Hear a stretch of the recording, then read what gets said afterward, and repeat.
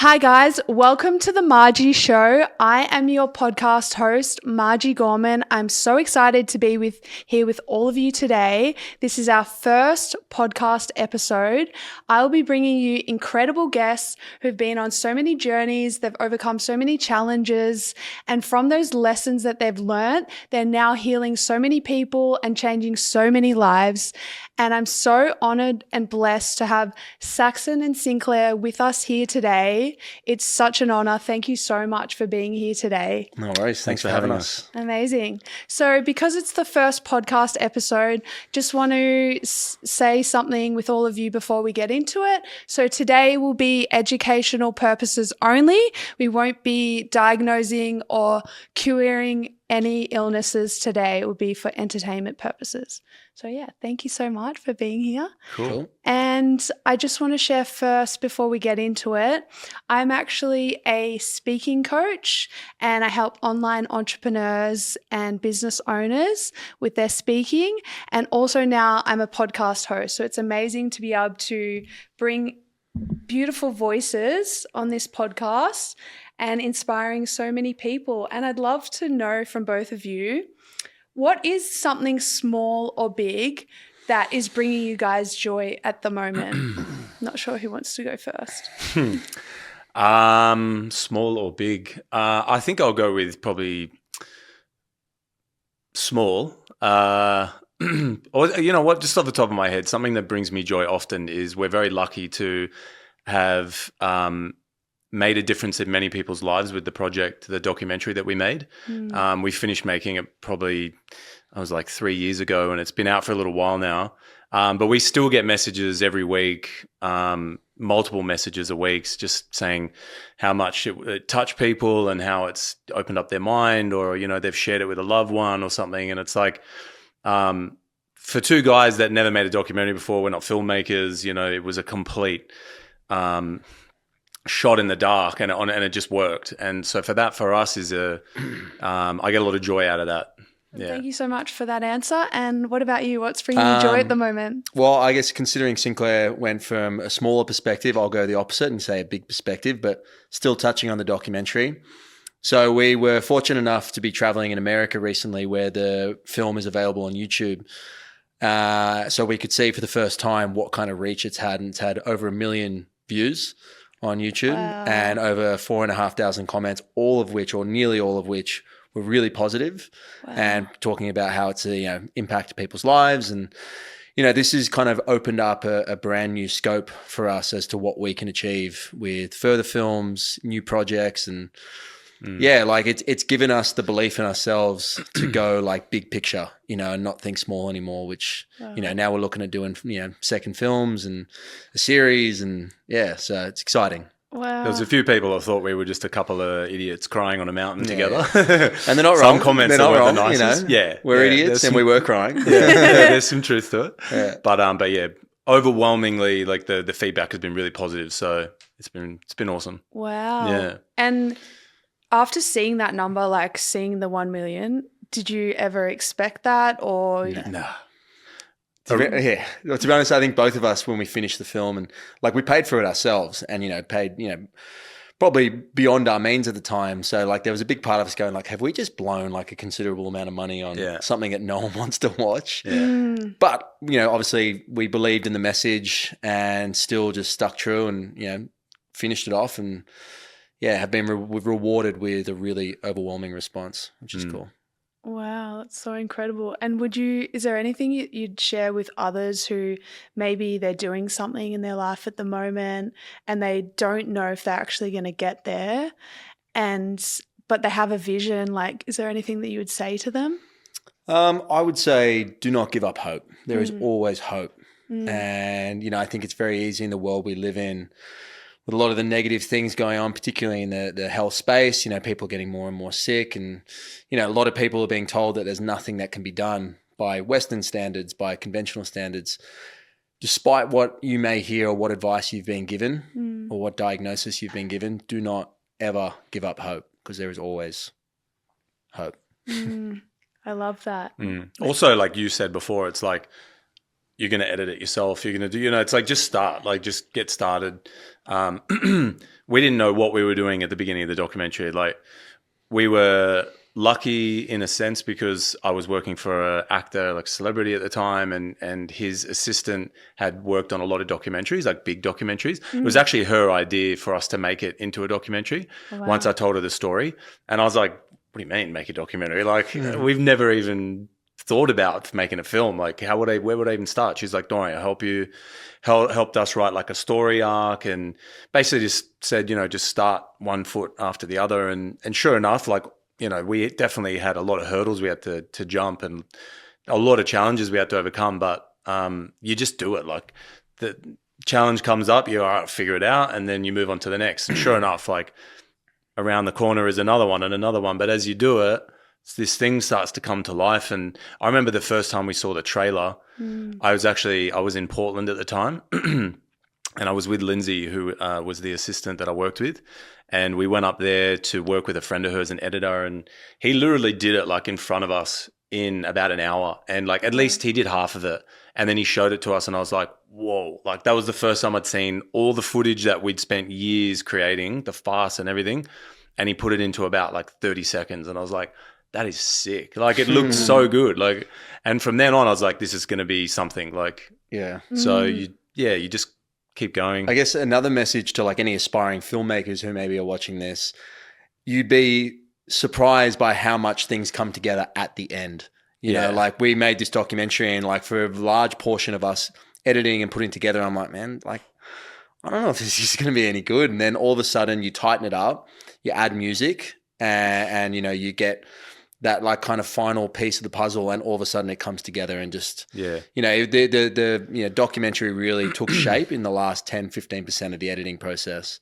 Wow. Before that, it's like you think about like a big mold of clay. It's like you're chipping away at it bit by bit, and all of a sudden right at the end is when you really have, your final product, your final masterpiece. And that's amazing. Yeah. Awesome. It's kind of like if you look at a building site and then you've got all the pieces, it just looks like terrible. And then you add the final pieces and you're like, wow, it's a beautiful home. Yeah, exactly. And all of a sudden, like, the people who look at it as a finished product, they're like, wow, it's incredible. I can't believe you guys have done such a great job. You're like, mate, 2 weeks ago, didn't look anything like that, you know? Yeah. We're pulling our hair out, like wondering if this is even going to work. Oh my God, I've wasted my entire life savings on this. Yeah. Wow. I think the main thing is like if you have a vision and you're driven and you're passionate about it, like we didn't know what it was going to turn out to be, but we knew that the message was important and we were passionate about it. So and honestly, like speaking a little spiritually now, like I think there's something divine that happens when you have that kind of energy, and like the universe will conspire to serve that purpose. And that's literally what happened in our case. All the right people came together and it just worked. Yeah, wow, I love that. I talk about that all the time. And it's like, would you say it's like it's a higher calling? So it's like it's more than you. So you get above yourself, and then so obviously it all just aligns. Yeah, Definitely. absolutely. Yeah, I think, obviously it's first and foremost, this documentary is about helping other people, helping people in need. And I think something like that, a message like that, there are going to be people who will go out of their way to make it a reality. And we were very fortunate, people in the documentary who made it what it is, the healing testimonials, the experts, all of them did it without any, need to be paid or to have recognition. They all just, when we asked and we reached out, they obviously care about helping people and getting the message out there. So they all did it out of their own goodwill and And those stories actually ended up being probably the most powerful part of the documentary. I think that's what really sold people on the idea of fasting. Because otherwise it's just my brother and I on a mountain, like just looking skinnier by the day and just looking weary and crying. And becoming quieter and like not talking much towards the end. But then you hear this young 16-year-old girl telling a story about how when she was 13, she was in hospital and had Lyme disease, and then she did a 21-day fast at that age, and healed herself. And like the story is incredible for people who are watching or listening to this, like, and who are curious about the healing part of it. Definitely go watch the documentary because you'll be inspired. I think a lot of people resonate with the struggle. So many people in the world that we live in today are struggling, and they often feel like there is no way out. Whereas these people's stories and like, you know, journey that we're taking him on is showing that it's like, despite what you may think, there is a way out. There is help. There is hope. Yeah. So I loved it. I saw the documentary in 2021. As soon as it was out, I was like, I'm going to watch it. And yeah, there were so many things I love. Like, well, obviously to do 40 days without food is serious dedication to what you're doing. Yeah. Like, yeah. I've never heard of something like that before. So that takes a lot of strength. The people listening, I guess we should tell them we did 20 days of water and then 20 days of juice. Yeah, it wasn't 40 days of water. It was brutal. No water. We walked on water at the end. Like it was crazy. We didn't get footage of us walking on water, but it happened. Actually, God. Yeah. So it was tough, but it helped that we knew that like we were filming it and there was like a bigger purpose to it. I think if we weren't filming it would have been a lot of opportunities. We could have easily just been like called it. Yeah. That's true. Like committing to something. Like, it keeps you accountable. Yeah. I always say that with my clients, like just book the thing, do the thing, and then you have to show up. Yeah, it's good advice. There's no way. Yeah. So that's amazing. I'd love to know how you guys got into fasting. Whoever would like to share first. So here's the area of expertise at the beginning. Yeah, this question always lands on me. But so basically it started for me back when I was about 20. So like I suffered an injury in the gym. I was a rugby player at the time. Yep. I had like, a very aspiring or a what's the word I'm looking for? I had an exciting career ahead of me is what I'm trying to say. And I that kind of all got stopped like with this injury. And I went on this journey that I thought was going to be like a few months, to be honest, like I've just fixed up my bulging disc and get back into footy and everything. 3 months ended up turning into like till now. So 17 years basically. Wow. Not because it didn't take me long to heal it, but it opened up this kind of journey that just never ended. But after that, like the injury, I kind of had to put everything on hold, and it's certainly like my career. And I started just focusing on my health and went down a ton of different paths before I even got to fasting. I did paleo. I've really focused on all the diet stuff, and I did like paleo and I did carnivore, and like it wasn't until 28, so about 8 years later, that I actually discovered fasting, and I hadn't really got any results up until that point. Nothing really improved. And I went to Bali and I did a retreat with this man, Tyler Tolman, and he's actually in the documentary. And he was talking about animals in nature and how when they get sick or injured, they will intuitively fast. Yes. And fasting's been a part of our civilization and a part of society forever. As long as we've been around, like there has been some form of fasting. And it all just like landed, when you hear something and you're just like, everything is landing. Like I was sitting there just getting so excited about the idea of not eating. Like it was crazy. Oh, wow. I couldn't wait to do it because I was like, man, I feel like I've been searching for this since the beginning. So I left that retreat and I was just immediately planning my first fast. And I told Tyler, I'm like, I'm going to Mexico. I've got to do a week there. I've got to get a new visa for my work because I was living in the US, and I'm going to do a fast. And he was like, oh, I don't think that's a good idea because I was going to be by myself in like an apartment. He was like, I think you should do a juice fast. And I was like, all right. I got off the call. I was like, absolutely not. Like, I'm definitely not going to do that. So what do you know? What do you know, guru? Yeah. So I ended up doing a fast, and by day 10, like all my pain had gone away. My skin had cleared up. Wow. All the issues that I've been dealing with for almost 10 years, like they all went away in 10 days. So I was like, all right, I'm sold, So I kept going. Actually, I ended up doing 19 days. And then, unfortunately, I didn't know about what to do afterwards. I broke it pretty poorly. And then after probably 3 months, my skin started to kind of crawl back in. My pain started to creep back in.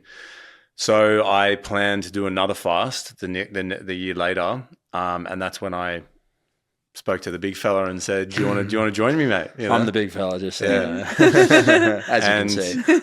Surprisingly, I was actually pretty surprised that he was up for it, but he Well, so Sinclair and I, obviously very close. We're brothers, shared a room together till I was 19. He's 4 years older, so till he was 23. So obviously, we shared a lot of experiences together growing up. And I saw firsthand like the injury, how it affected his life, how it affected his kind of mental state, and, you know, so many things that he had planned for the future, you know, didn't come to pass because of this injury. So saw the journey that he'd been on, and saw when he had tried fasting and had this success, how excited he was for it. And you know, to see how life-changing it was for him was life-changing for me, because I was witnessing firsthand how, you know, incredible fasting could be.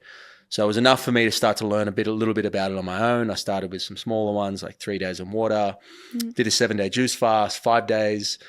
And then he originally wanted to do 40 days on water. And I'm like, all right, let's pump the brakes. That's excessive, you know? So then we, again, speaking of Tyler, kind of coming to an idea of what we wanted to do, decided on 20 days of water, 20 days on juice. So a 40-day fast, which, you know, in many kind of cultures is considered quite significant and quite special, that number. We just kind of put our own spin on it. And then we got to planning, and we, you know, I think we were planning this at the end of 2017 with the plan to do it like September 2018, because we were both living in America and we both planned to come home for good at that time. So we had a lot of time to prepare ourselves for it. And what started out, because we were talking about how it would be cool to just like document it, and you know, even just for our own sake, to look back on and kind of, you know, have this journey to look back fondly on. So we're talking about like documenting it and filming it, and then I don't know if it was you or me or maybe Lindsay was like, you should make a documentary and, like, you know, showcase what fasting's all about. And it kind of just unfolded from there, this whole documentary. And, like, again, bit by bit, it just became bigger and like, you know, more grand about what we're going to do. We're going to get healing experts and fasting experts and, you know, experts on the body, and then healing testimonials. All of a sudden we're just, you know, this thing almost is like grew, not out of our control because we obviously wanted to do it, but just so much bigger than what we thought it would be. We also didn't know where any of these people were going to come from. We're like, we know we need experts to share. We had Tyler, but it was like, we need like some fasting experts, some people who facilitate fasting clinically, and we just need some other big names. And like, we didn't know where they were going to come from. And sure enough, they agreed to do it. Like, they literally, people that they didn't know us. Joe Cross, who's from Fat, Sick and Nearly Dead, who's quite famous in the documentary world. Was a big inspiring factor for us wanting to do it as well. Oh, wow. We just cold messaged him one day. We were like, hey, we're a couple of Aussie brothers. We're making a documentary about fasting. Would you be interested in doing a interview? He's like, yeah, well, I'm actually in California at the moment. We're like, great, we're in Malibu. He's like, all right, well, I'll come up to Malibu and do it with you. And we're like, it's in the space of like 24 hours as well. Yeah. Wow. And he's a big, like, you know, he's a big name in this space. He's got like big following.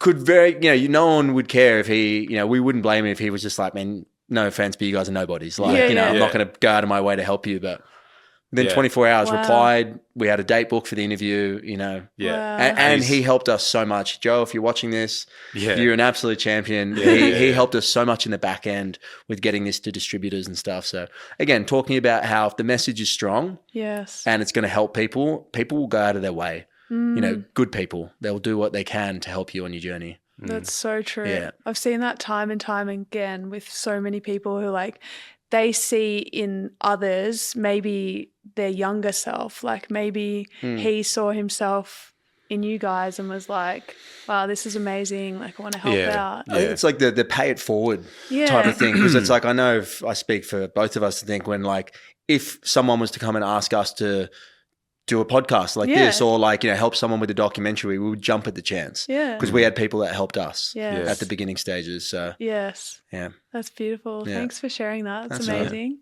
And I would love to actually ask you a little bit more about your experience training Orlando Bloom. Okay. If that's okay. Yeah, sure. Yeah, if you're allowed to share that. Yeah, anything specifically you'd like to know? Or? A few name drops coming up. Just like the fact that, you know, moving from Sydney to America, was there like lifestyle changes, cultural differences going to? I mean, it was like a total, for me, I grew up in Sydney and I'd like barely traveled overseas at that point. You know, I'd been on a trip to New Zealand, I think. I don't even think I've been overseas that much at all. But it kind of just came out of nowhere. I was running a business at Rushcutters Bay, and it was an outdoor personal training business. And I was training one of his ex-wife, Miranda Kerr, her modeling agent. Yeah. So she organized for me to train Miranda. But actually, when I turned up at the house, Orlando opened the door, and I wasn't expecting that. and he wanted to train, and I was like, oh shit, okay. So I had to like quickly get into that gear, and we trained, and he just kind of, I talked to him about like diet and training, and told him I cook all my own food, and at the end of the session, he was like, do you want to come with me to New Zealand and work on The Hobbit? And I was like, at the end of one session? One session, Wow. yeah. Yeah. So I was like, That's been good. my mind was a little bit blown by all that. And I also kind of, I put a bit of sugar on top of the whole cooking part, because like I literally didn't know how to cook. That's like, so funny. like when I say, preface that by saying he's very good in the kitchen. He's a very good I am now, but like back in the day, at that time, literally, I would put meat and eggs and swirl them up in a pan. Like that was how I'd cook. And he was like, oh, cool. Like I really like to eat a lot of fish and everything. I'm like, oh yeah, I've never cooked fish. Like YouTube. Why fish? So like a week later, I had to go to like be in New Zealand. So I was just like YouTube, like Jamie Oliver. Like I was looking up all kinds of recipes. So yeah, that was a learning curve, the cooking part. But yeah, we traveled a lot. Like I lived in New Zealand with him on and off over the 2 years he was filming The Hobbit. Probably about 9 months, and then we moved to we lived in Cape Town, South Africa for 4 months, then moved to New York for a year, then lived in LA for like, I ended up working for him for 7 years, and I lived in LA for about 4 of them. Wow. So yeah, like tons of travel. That was the best part, honestly, like the travel and like seeing the world, and like travel obviously opens up your mind to so many different things, cultures and people, and just you learn so much. So yeah, that was cool. And like, getting to hang around with Miranda was pretty cool as well. Like at that time, Wow.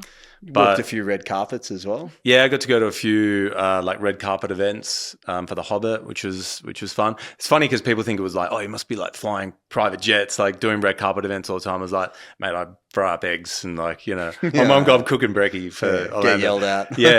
I get told what to do like half the time, But no, it was cool. It was cool. But it came to an end at like 30. That was when we both moved home, because I was like, all right, I'm ready to like take a step in another direction. I've been kind of working for someone very tightly. Like in that situation, you're kind of you're under the thumb a little bit. You don't have a lot of freedom in your life. Like at the drop of a hat, he'd be like, we're going to London for 6 months. I'm like, oh, great, man. I had like a trip planned. I've got a girl I'm seeing. I'll just put all that on hold. So I was like, I want to get back home and have a bit of autonomy in my life, and and that's when we started doing the documentary, which has been great, because honestly, like it opened up a whole new thing for us. And we're both health coaches now, but that wasn't even the plan, which is funny. I got into health coaching because of the 40-day water fast I did in Bali. And I posted the whole journey on Instagram. Should highlight that that's separate to what we did. Yeah, that wasn't even in the documentary. Yeah. That was the year later in 2019. Yeah. And during that fast is when people were reaching out like, hey, could you coach me for this fast I want to do? I was like, all right. So yeah, that's how I got into that. And then it kind of, now it all goes hand in hand, like the coaching and the documentary. And, we're about to finish up another project, hopefully this week. Exciting. Yeah. So yeah, it's been cool how it's all kind of just happened. We didn't plan it, but it's just all happened organically, really. It was meant to happen. Yeah. Certainly seems that way. And so did you then join in America as well, because Sinclair was there? I was supposed to. Yeah. So I did move to America because, when I moved there in 2016, he had made the decision then that he didn't want to work for Orlando anymore.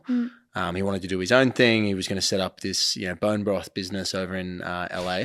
Oh, wow. And I was going to come over and take over because, I was of a similar mold, personal trainer, had some work to do in the kitchen, but was doing it. Was, getting more familiar with some, better meals and was going to be cooking a lot for Orlando when I got there.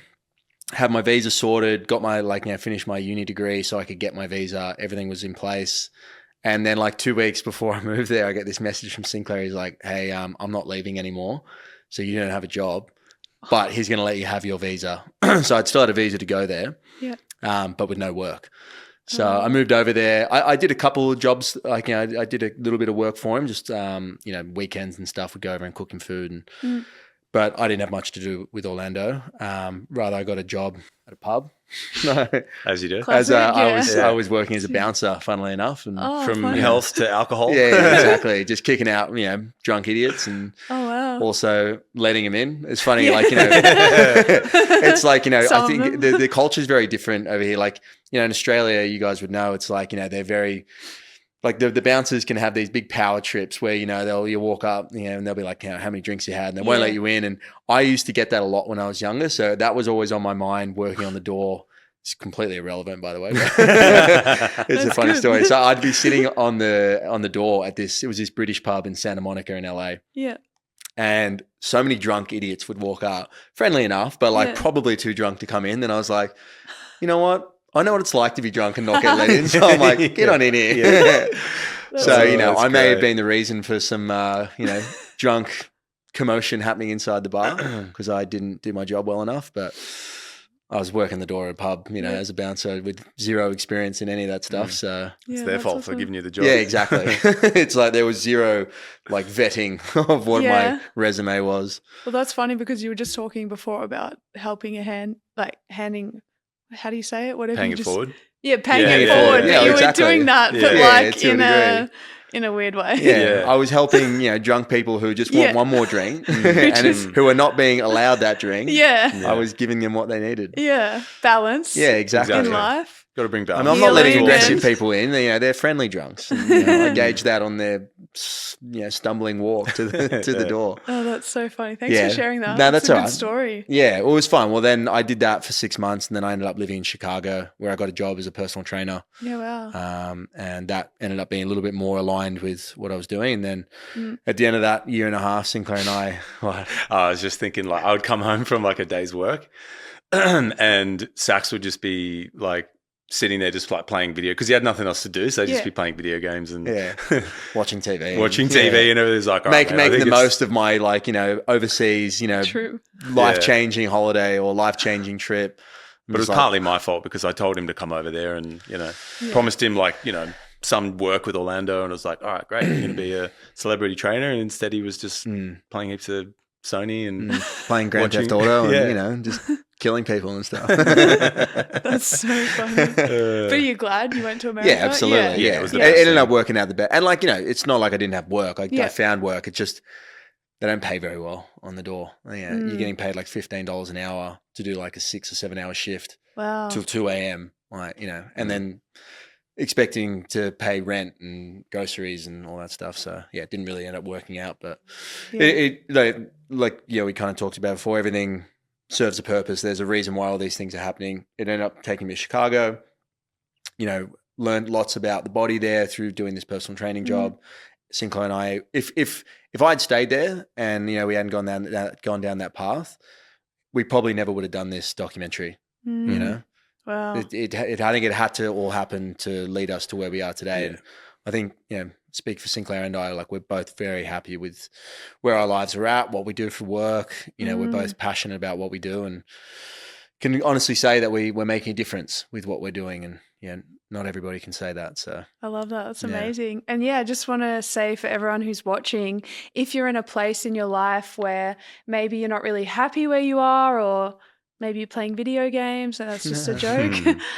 Everything is leading you to where you're going to end up. And I'm sure it's going to be amazing, whatever it is. So just like keep following the path and keep following your dreams and your goals. So finish the game, all right?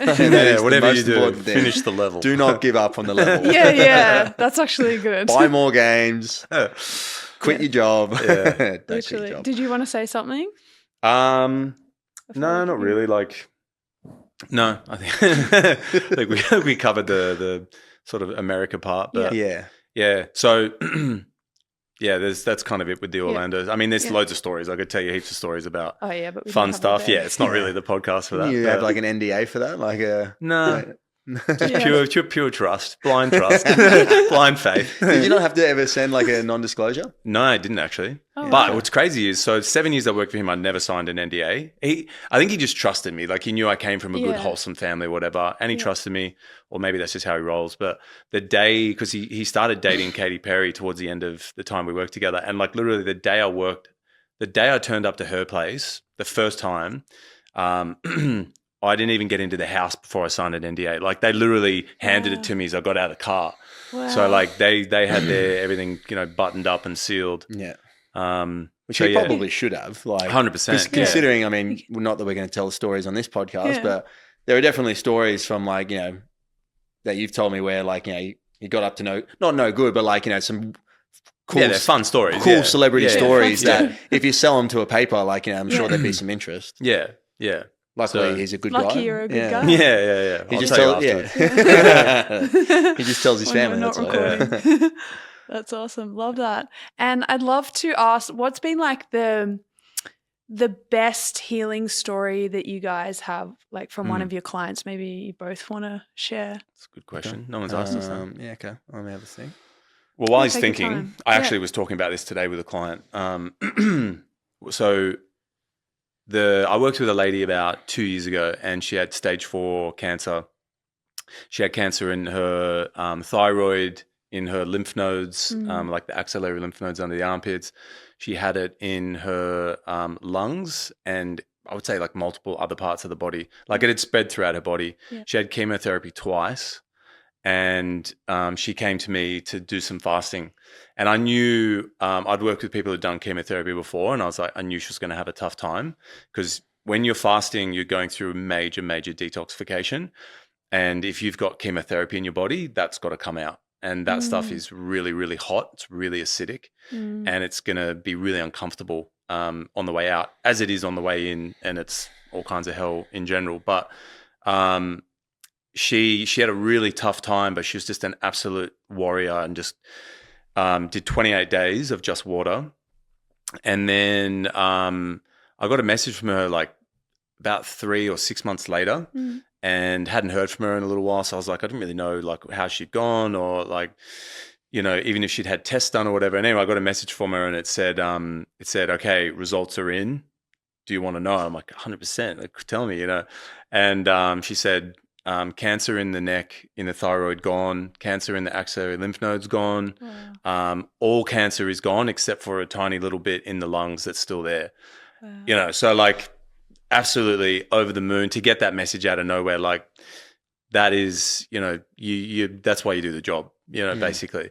So that for me like really stood out, because it unfortunately doesn't always work that way. Like anybody in our position who does our job will tell you that. Like even the most booked out coaches will tell you not everybody gets there. Even if they do everything you tell them to do, sometimes they don't get there. Because there's so many variables when it comes to healing. It's not just the physical, obviously. The mental and emotional is the biggest part. Like the physical is like the tip of the iceberg.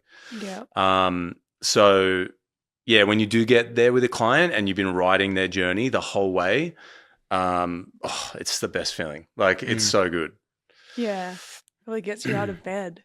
Like, oh man, it just makes everything you're doing like worthwhile, you know, because you also ride the lows too. Like the highs are great, but you ride the lows. When a client doesn't get there and they're suffering still, you're like, fuck, you know, it can be really hard. And they look to you and go like, well, I did everything you said, and it's like, I don't really have an answer for you. Yeah, and it's like it's worked for people I've in the past. Yeah, and yeah, like you said, you ride the lows with them. That's why it makes the highs even better. Yeah.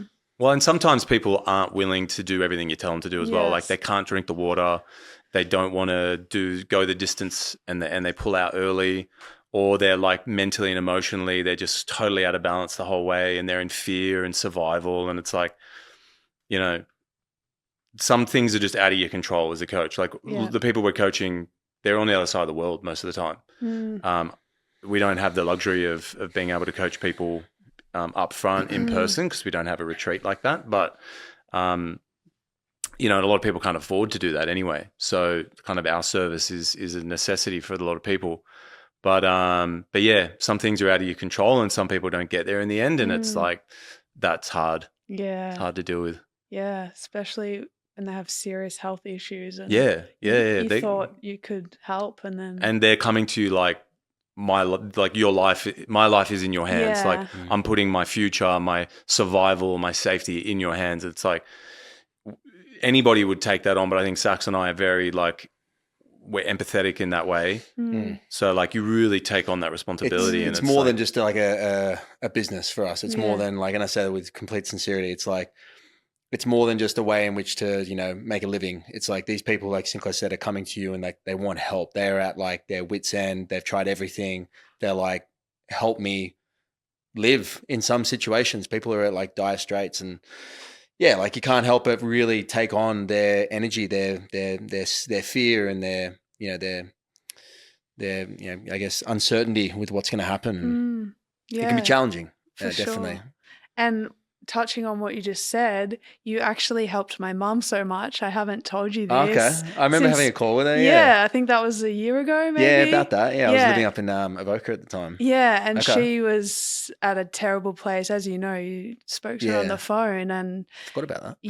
It's all these lives that you're touching, and you really inspired her with like starting her morning, having a juice, like doing celery, but then having some fruit. And like before that, she was really, more against fruit, and I was always telling her that fruit is actually good for you. It heals you because of what you guys talk about. That's one of the hardest selling points for some people is like, you need to eat more fruit. It's like, well, that's bad for me. It's like, oh my God. Like, fuck, all right, here we go. But that's amazing. So how's she doing? Yeah, she's doing heaps better now. Yeah, she's not fully there yet, but it's like a journey. Massive change. Yeah, well, because if I remember correctly, her like fear and anxiety was a big part of her journey, right? Yes. Yeah. So that's improved? Yeah, a lot. Awesome. Yeah. That's mad. So thank you so much. No worries. Yeah. Yeah, happy to. So you guys are just changing so many lives. Like that's the thing. There's probably people that you've talked to, or maybe people have watched your Instagram, and you might not even know about the lives that you're impacting. So that's just so incredible. It's like, remember that when you're like having those moments when you're like, they do. It's funny you say, because it's like they do come, no matter how good things are going, successful you are. It's like, it's very easy to forget how far you've come because, you might reach a little bit of a plateau or a stagnant point in your life or career. And then you got to just kind of remind yourself, you're like, I'm doing all right. Like I'm helping people. A lot of people are benefiting from what I do. And, yes, It's also, sorry to cut you off. No, you're right. It's funny how like a lot of people will think, they'll just assume because we're coaches that we've just got it all figured out, like life's cruisy and it's easy. I'm like, I'm a coach because of all the shit that I've been through. Like, and I still go through stuff. Everybody goes through. Like, you're never going to be, bulletproof ever. Yes. But yeah, like it's because of all the challenges that I faced sort of early on that got me to this point.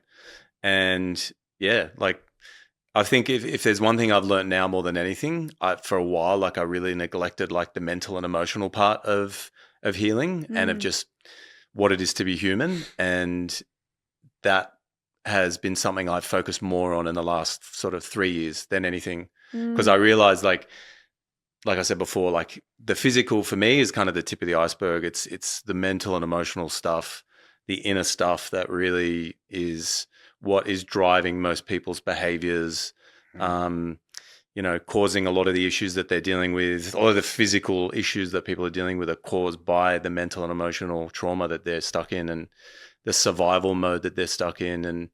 And that unpacking that and unraveling that is so much more challenging and complicated than just doing a fast. Like fasting's like drink the water, do the enemas, go somewhere, be comfortable, but to actually go to the kind of darker side, the shadow side of yourself, like that's really tough. Yes. But important.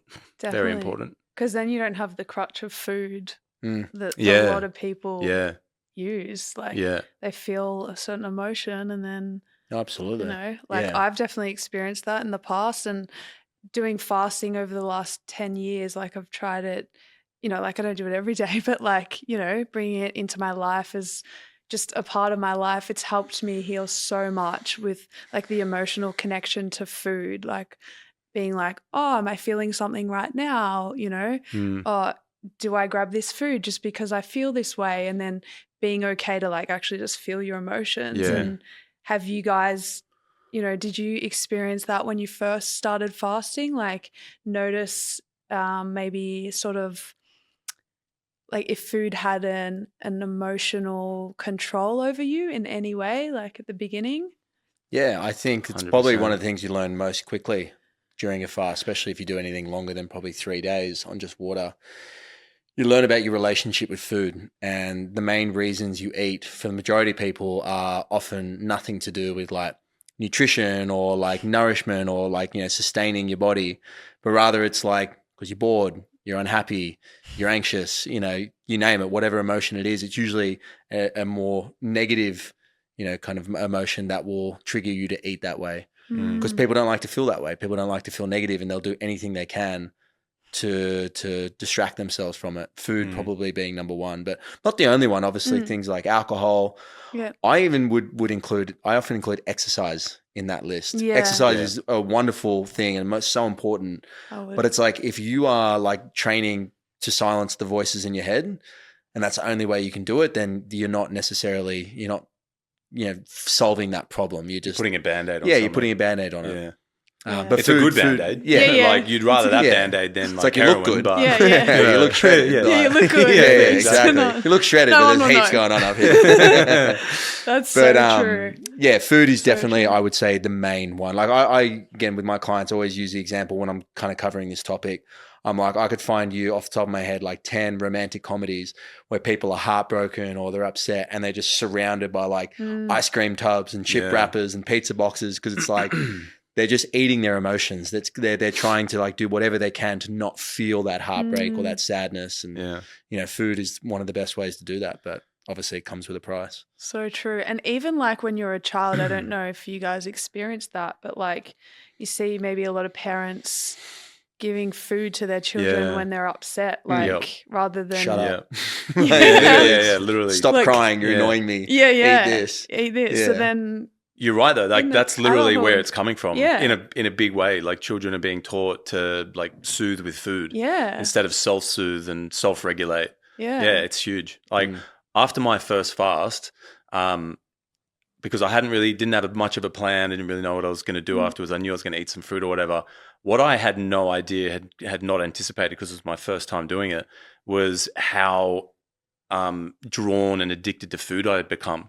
Like as soon as I broke my fast, I immediately wanted to start eating, and I had to like really exercise a lot of self-control, which only lasted about 3 hours because I went down to this cafe. I was in Mexico, right? I'm in the middle of this Guadalajara, this city, and I went down to this cafe. I was like, all right, I'm just going to eat some like literally cut up tomato and like vegetables or whatever. And right next to me was this case of cakes. Like it was a refrigerator full of cakes. And I was looking at it going, I'm not going to do it. Like I was just like, I kept saying to myself, I'm not going to do it. I'm not going to do it.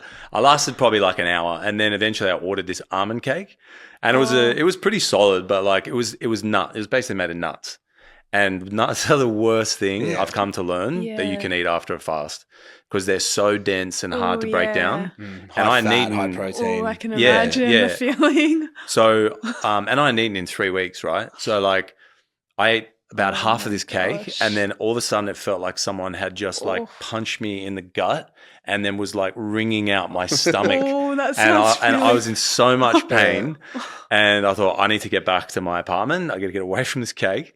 And so I finished the cake. So I finished the entire cake. Got another one to take home. Sat in my apartment. Yeah. No, I was in like agony. I went home and I did like, I think I did like a couple of enemas or whatever, and I just like laid on my bed. I was like, I am in the middle of Mexico by myself. I'm in so much pain. Like, what have I done? You know, like, have I destroyed like my body? Have I ruined like the last 3 weeks? Like all this stuff going through my mind. But anyway, that kind of passed. But what transpired after that is like, I literally, and I don't talk about this too much, but I think I do share it when I think it's relevant. And I literally went through like what I think was a form of like food addiction for about 3 months afterwards. I couldn't stop eating. Like I would eat on the clock. Like I would eat, and then I'd be like, all right, I'm going to give myself like 2 hours, and then I'm going to eat again. And I'd plan what I was going to eat. I'd plan to like walk a bit so I could like, you know, move my body or whatever. Up. I'd plan like, I got to do an enema, like clear my colon out a little bit. Like it was a full-blown food addiction. And it got to the point where it was out of control. I was still working for Orlando, by the way. He had no idea that he knew about the fast, obviously, but had no idea I was going through this post-fast. Or that So he was paying for it. Yeah, and he was paying for all my all food. the Yeah. food. So I was in New York. Thanks, Orlando. I was in New York at the time. He was doing a job there. And I was like, man, New York is like the city to eat. So I was like mad. Like I knew I was going. I was on the way there. I was flying business class. And I was sitting in he was first. I was in business. And it's like a 5-hour flight from LA, right? But I was eating snacks constantly the entire time. And I'm the trainer. Like I'm supposed to have my shit together. I'm supposed to like, have it all like sewed up and solid. He would come back at one point. He wanted to ask me a question or whatever. I had all these like wrappers of stuff. I saw him coming and I was like sticking him down the side of the chair. And then he gets to the seat and he was like, he's looking around. He's like, fuck, can he see him? Like, and he's like, are you eating something? I'll go, I had like one bag of like chips or whatever. I'd had dead set about 15 bags of chips. Like, and he was, because I know if he heard me say that I'd eaten all this food, he would probably go up there and be like, all right, Sinclair's doing it. I'm going to eat whatever. Of course. He'd kind of green light himself a little bit. So anyway, that was a funny story. Like I was out of control. Yeah. And I went to New York and I was like eating heaps or whatever. It wasn't until I got back to LA, I was like, okay, I need to do something about this because like this is getting pretty bad. So I decided to like just cut out food. I'm like, I'm just going to do some juice. Ended up doing juice for another, I ended up doing a 19-day juice fast. Yeah. Which actually worked. Like it broke the whatever like pattern I was in, and then I was able to go back to some more of a balance. But it was literally like from then on that I became aware of my addiction to food. Before that, I didn't really have an addiction to food because I think I was into the gym and I was like into looking good, and that overrode any other kind of mental addiction that I might have had or emotional addiction. But after a fast, it's like my physical body had disappeared. Like I was a skinny, like no muscle. Like people come up to me like, man, are you all right? Like, do you need money? Like someone actually said that to me at the supermarket. Yeah. Wow. And so I took her money. So I was getting paid, being skinny. Yeah, I was making coins. Passive income. If you want to make some money. But yeah, like it was a really weird situation to be in where it was like, I don't have the physical body anymore to like drive me to eat well and like balance out my diet and everything. Now I was just like, who cares? I'm just going to eat whatever. And my emotions were out of control. My food was out of control. And yeah, that kind of opened up the whole door to like how important it is to be balanced emotionally and how that has a cascade effect on every area of your life. And how to break a fast properly as well. Oh, 100%. And also don't eat nuts. Yeah, don't eat an almond cake. Yeah. Wow. But it's that's powerful. Yeah. Even the fact that, you didn't like have the crutch of like your body anymore, or like maybe that was the thing. And then, so it's like, yeah, if you're not balanced emotionally, it's going to go to food or it's going to go to something else. Yeah. So it's like always taking care of like, our emotions and our homeostasis and being calm and regulated. So then everything else can work well. You just make way better decisions when you're calm. Yeah. When you're emotional, you're looking for something to take away that feeling. And if it's food, then you're going to go hard at food. If it's drugs, you're going to go hard at drugs or whatever. I mean, the emotion's gone. You don't need the food. You don't need you literally don't need anything. When you're balanced emotionally, you are whole. Yeah. Like, so good. It's like, so freeing. When your emotions aren't in balance, it's like they're shown through like literally brainwave activity. It's like your thought process is like erratic and incoherent. You're not making sense. Yeah. Whereas like I said, when you're calm, it's more like equal. It's more like, kind of coherent. So you can actually make proper decisions that are rational and, not being made out of like panic and. Yes. Yeah. As you're saying that, I'm thinking of all the people on the roads in Sydney. Yeah, I'm one of them. I think we all are. There's something I always think about. It's like something about getting into a car. It's like it heightens. Yes. It heightens rage. Like I don't get in angry, but it's like I get angry far more quickly than when I get out of the car. Yeah. But you're also like, you've got a bit of extra courage because you're in the car. Like it's like a dog on a leash. As soon as you get out of the car, it's like, all right, we're good. Because you're like safe in the car. Yeah, you're safe in the car. You don't think anything's going to happen. Until someone gets out and like starts threatening you. It's like, oh no. I was in LA and I was like, the roads there are like can be pretty hectic as well. And I was driving on a freeway and this guy cut me off and I beeped at him. And I lived in LA. Like LA is like very close to a lot of hoods and there's some dangerous people around there. People carry weapons. Like yeah. So a lot of shit goes down there. And anyway, I beeped at this car and his guy stuck his head out and he was it was a Mexican guy, head shaved, covered in tattoos, like full skull tats and everything. And I was like, so sorry. Like just it went straight off. I'm like, maybe the guy in front of you. Could not apologize more. Like, Accident. Yeah, just like lesson, careful. You don't know who's driving in the other car. That's true, because in Australia, if you toot someone, you're not thinking like, oh, they're going to get out with a weapon. Yeah. Well, but even then, like some people, like there's enough videos on YouTube of like people who do get out of their car and like threaten the person, like, come on then, let's go. It's like, I wasn't planning on this. Yeah. You called my bluff and you've got me. Yeah. So guys, stay regulated. Exactly. Especially in the cars. Yeah, get public transport. Yeah. Is the lesson there. Chill or get driven somewhere. Yeah. I would love to know, do you have an example of a client that you've worked with that was an amazing story? Yeah. I mean, I've got a number, but to, pick a different, kind of illness that someone's healed from, particularly gut health. I think that's one that a lot of people deal with. I had a client who had Crohn's disease, which for those who don't know is a chronic inflammatory bowel condition, like severe pain, severe constipation, like blood in his stool, just like disrupting his entire life. Had lost a lot of weight because he wasn't able to absorb, his nutrients properly from the food he was eating. And he didn't actually he did a 21-day program with me, but the 21 days was broken into different stages and different modalities. So there was fruits and juices, and there was only 5 days on water. Yeah. And to be honest, I didn't know how much he would get from it. I didn't know what level of healing he would achieve. But he had a great experience. We kind of, ended our work together. And then about 6 months later, he sent me a message saying, I just had a sigmoidoscopy. So, had a full checkup of that area that he had Crohn's. And there was zero signs of inflammation. He'd completely reversed his condition. And he'd previously been told that he wasn't able to do that. And he went to the doctor, and the doctor said, keep taking the medication. It's doing really good things. There's no signs. It's doing like amazing work. And he goes, man, I haven't taken medication in 6 months.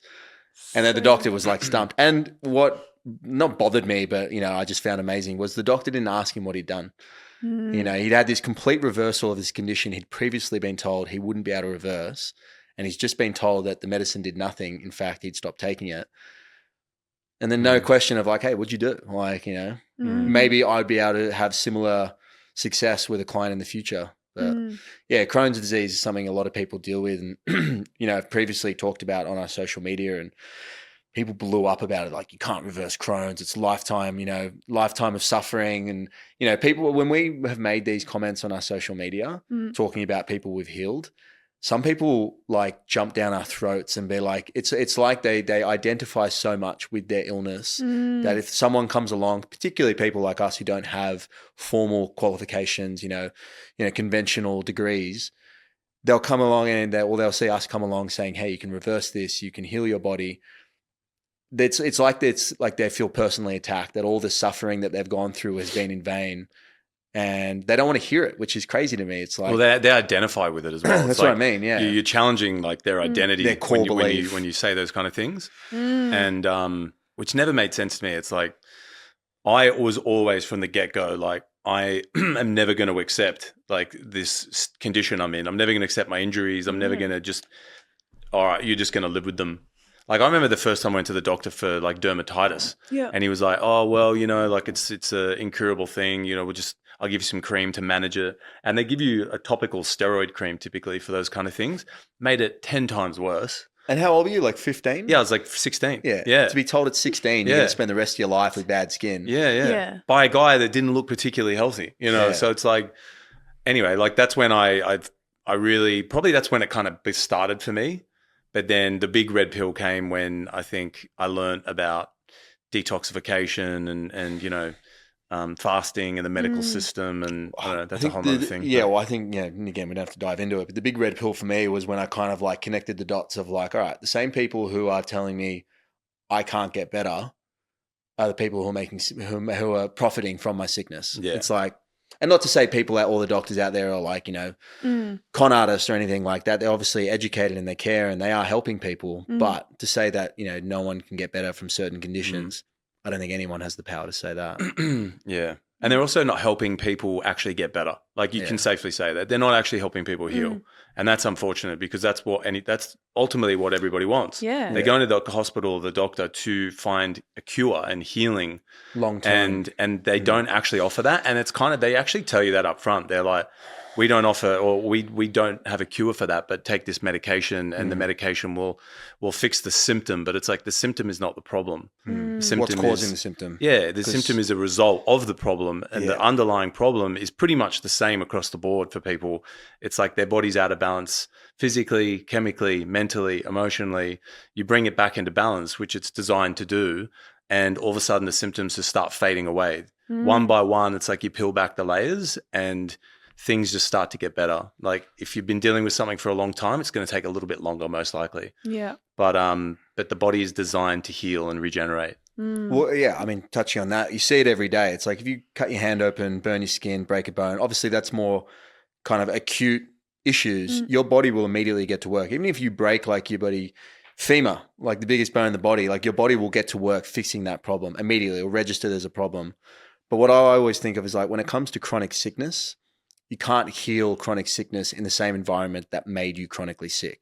Something has to change. Your diet, your lifestyle, your emotional state, your environment, whatever it might be. You know, you have to change something to heal something that is chronic. Yeah. So, and it's like your body knows how to do it, but it needs you to support it. It needs you to provide it with the tools and the space. Exactly. And sometimes people almost don't want to hear that because then they're like, oh, I actually have to change now. Exactly. If you just Absolutely. give me some medication, then that's easy. Just keep going with They my want life. their cake. Yeah. And they want to eat it as well. Yeah. I think that word is one of the words that has become the most important to me is the word change. Because I realize that no matter what someone's dealing with, no matter what the condition, the diagnosis, what they have to do if they're going to fix their situation is they have to change. Yes. And they've got to change a number of things, not just the food they're eating, their environment they're in, etc. But like they have to change the way they think. They have to change their beliefs, how they perceive a lot of people don't actually believe that their body can heal itself. It's like, man, you're trying to heal naturally and you don't even believe your body can heal itself. Like,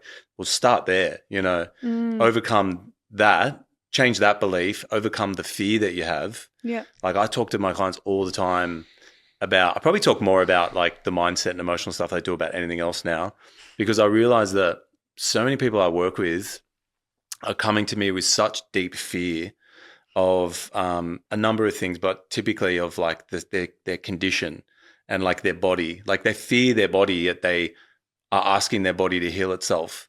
So it's like, and also like that fear puts them into like a survival state. Like their body's literally creating survival hormones and chemistry. And if there's one thing I've learned, it's like our bodies are not designed to heal when they're in survival. Survival is literally there as a mechanism for us to escape a dangerous situation. And then we have to come back into balance. We have to regulate ourselves. And most people are just stuck in a perpetual state of survival because of literally just their mind, like their thoughts and what they're thinking. Like just every day they wake up, it's the same thought process. Yes. I can't do this, or I'm stuck like that, and my life's going to be bad because of X, Y, Z.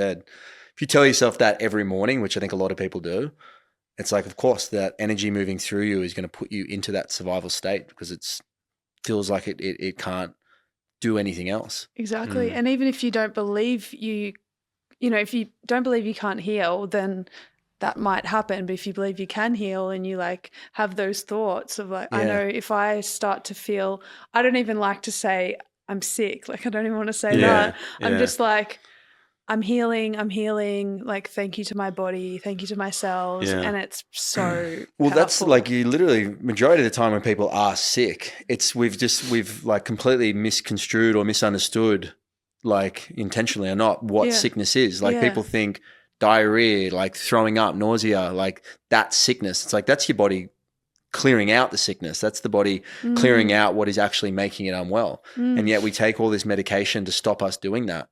All the ways in which our body likes to like purge and eliminate, whether it's, out the back door, vomiting, out through the skin. Our first instinct in the Western world is to take pills or have creams to stop that from happening, which means all the shit that our body's trying to get rid of stays inside and it's corrosive, it's damaging, and will just eventually cause way worse, more long-term issues moving forward. Yeah, amazing. And so do you guys approach fasting differently with men and women, or do you have kind of like a general? I think it's something we're learning more about moving forward. But I think, we've both listened to Mindy Pell's talk a lot lately about the different hormonal cycle that women have, which is over the course of a month, as opposed to a man is over the course of a day. We work, and so you might have something else to say about this, but we typically work with people over a longer period of time to heal chronic conditions, which means they're going to be doing longer fasts of 10 plus days. Yeah. And in my experience, it's not a huge difference between the benefits that women will get, from men over that course of a long fast. Yeah. I think more day-to-day stuff, women need to be more mindful with their cycle, what part of it they're in and what their hormone levels are at. But if you're doing like one long extended fast, I don't think that is going to be a problem as a woman. Yeah. Yeah, because if you think about it as well, like if as a woman, if your body really needed it and you were in, if you were sick, let's say, or your body really needed to fast, it wouldn't make sense that it's going to wait and prioritize it around a certain time of the month. Like if you needed it badly enough, your body would immediately take away your appetite. It would force you to go into an involuntary fast. Yes. So we don't work with people like that. Obviously, we plan it. It's a voluntary thing, and we schedule it, we plan it, we prepare for it. But 90% of my clients have been female. I've probably worked with like 150 plus people over long fasts, and never considered, when their cycle might be. When they're ready to start, we start. And what's interesting is, and Sax would probably have had this experience as well with his clients, is if a woman does a fast long enough, especially a month where she would normally get a cycle, typically during a fast, it won't come. Sometimes it does, but typically it won't. And then afterwards, it can be some time before the cycle actually does come again. And when it does come back, and it always does, never had a case where it hasn't, where it does come back, it's typically lighter. There's less PMS or no PMS, no discomfort. The whole experience from their account seems to be a much easier, more comfortable, and which makes perfect sense to me, because it's like if you're doing a fast, your whole body's going through a major cleanse, including the reproductive system. The uterus would get a major cleanse through a fast. So it makes sense to me that the need for a cleansing cycle monthly would be less. There'd be less to cleanse. Yes. And that to me is a really good thing. I've always been really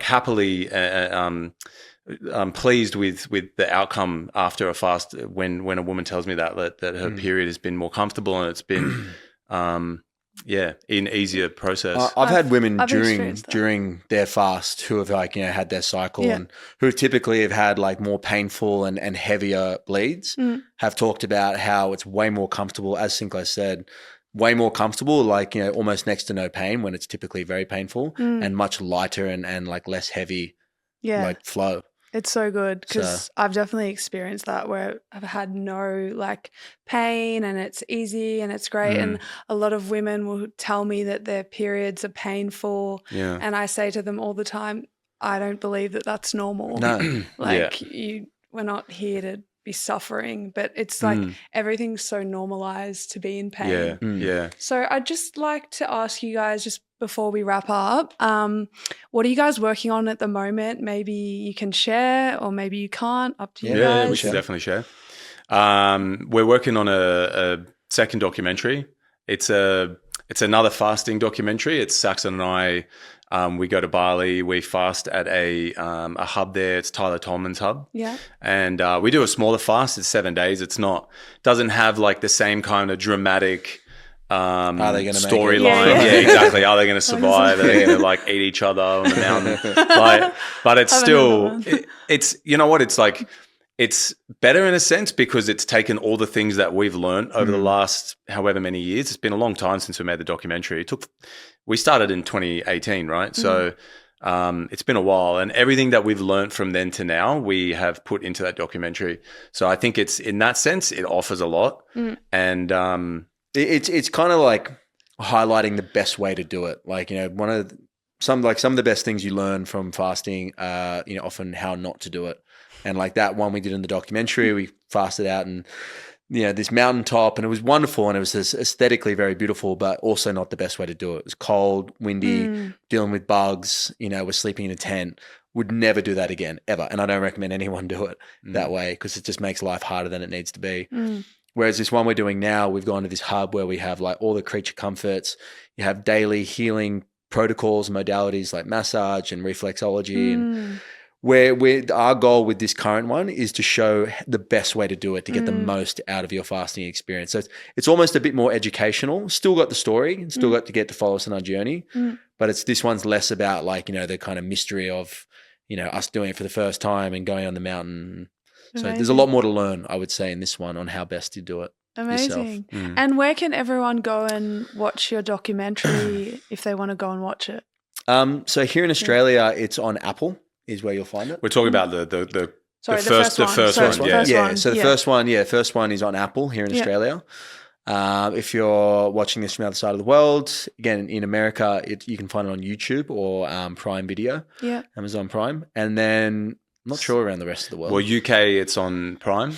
It's also on YouTube. Canada, Prime and YouTube, I think.